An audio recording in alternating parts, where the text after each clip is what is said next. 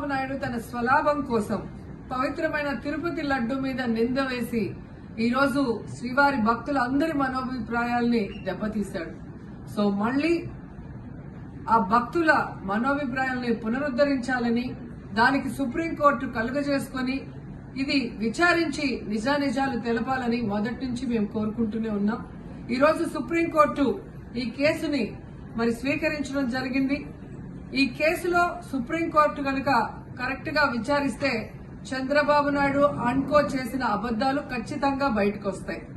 ఎందుకంటే మీరే చూశారు, చంద్రబాబు నాయుడు లాంటి వాళ్ళు ఒక సీఎం స్థాయిలో ఉండి తప్పు జరిగిందా లేదా అని విచారణ చేయకుండా, ఎటువంటి సాక్ష్యాధారాలు లేకుండా కేవలం జగన్మోహన్ రెడ్డి గారిని టార్గెట్ చేయాలి, ఆయన మీద నింద వేయాలి, ఆయన్ని హిందువులకి దూరం చేయాలన్న ఒక దురుద్దేశంతోనే ఈ యొక్క కామెంట్ చేశాడు అనేది స్పష్టం కాబోతుంది.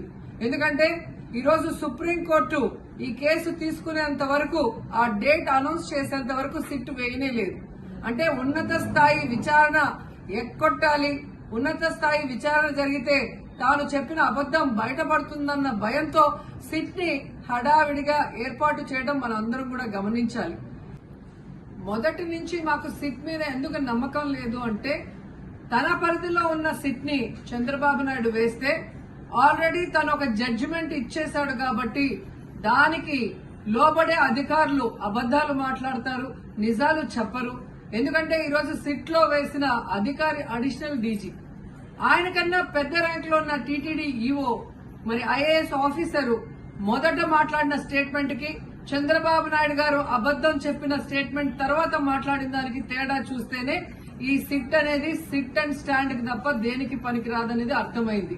అందుకే మేము మొదటి నుంచి అడిగాము, సుప్రీంకోర్టులో విచారణ జరగాలి, సిబిఐకి డైరెక్షన్ ఇచ్చి విచారిస్తే ఖచ్చితంగా మత కల్లోలాలు సృష్టించాలనుకున్న చంద్రబాబు నాయుడు అన్కో అందరికీ కూడా బుద్ధి చెప్పే అవకాశం దొరుకుతుందని. సో ఈరోజు విచారణ స్టార్ట్ అయింది. దీన్ని సిబిఐకి అప్పచెప్పి సిట్టింగ్ జడ్జి పర్యవేక్షణలో విచారణ జరిగితే ఖచ్చితంగా హిందువుల మనోభిప్రాయాల్ని గౌరవించిన వాళ్ళం అవుతాం, పునరుద్ధరించిన వాళ్ళం అవుతాం.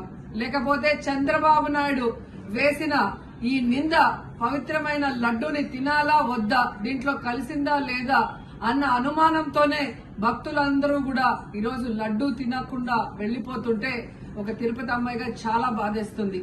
ఈ రోజే అలగర్ కోయిల్ మదురై దగ్గర దక్షిణ తిరుమల చాలా పవిత్రమైన టెంపుల్, ఇక్కడ భగవంతుడిని కోరుకున్నాను.